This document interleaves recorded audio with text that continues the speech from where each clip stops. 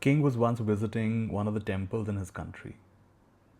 Almost all the temples were provided for by the king himself, so he just wanted to go and see if everything was being managed properly. He arrived at the time when the prasad, the blessed food, was being distributed.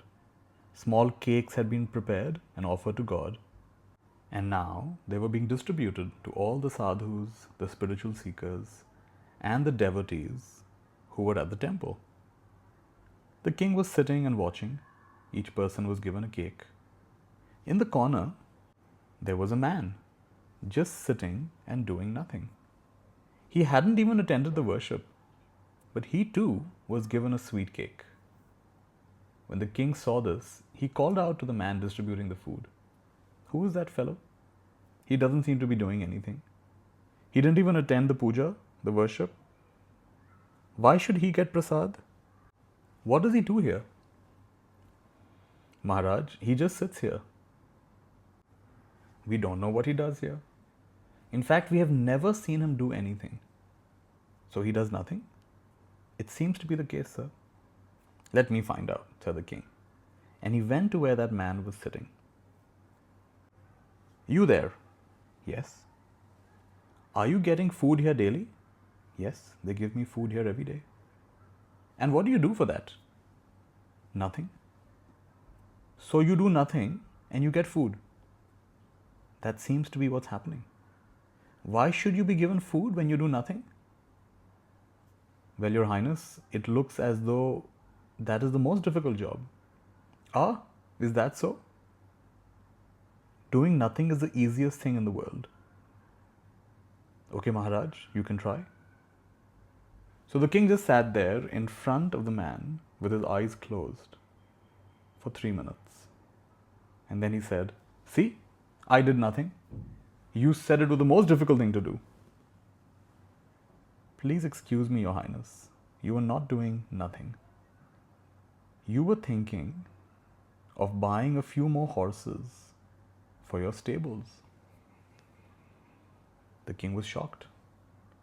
This man had read his mind. Indeed, it is true. I was not doing nothing. Now I understand.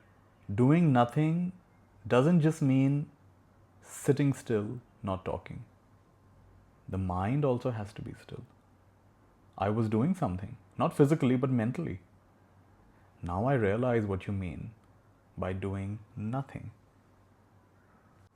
The king summoned the man who had been distributing the prasad and told him, "In future, see to it that this man gets 2 cakes, not 1. The most difficult thing in life is to do nothing. When you realize that none of the things in the world, not the people, not the positions, not the accomplishments, are going to give you lasting satisfaction, that's when you get quiet, surrender the ego. The ego is the feeling that I am the doer. I am the one who achieves. I am the one who makes things happen. As that quietens down, we come to realize that when there's something to do, we can give it everything we've got. It just happens. And when there's nothing to do, we can be happy doing nothing and watch whatever happens.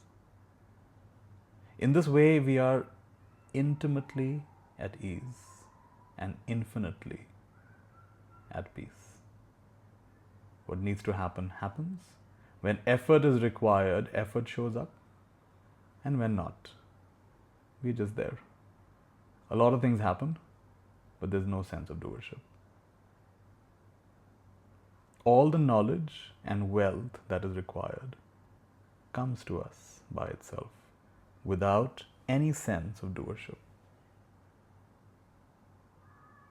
That's the story about the man who did nothing.